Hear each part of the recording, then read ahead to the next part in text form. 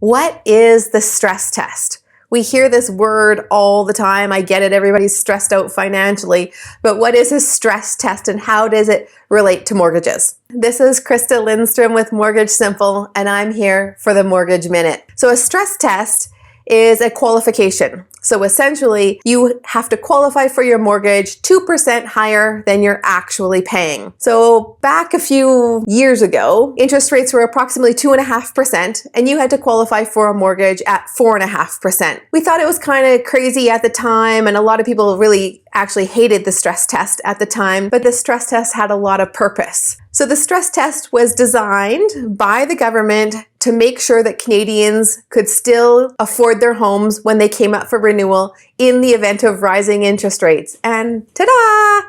Look what we have. We have a lot of rising interest rates.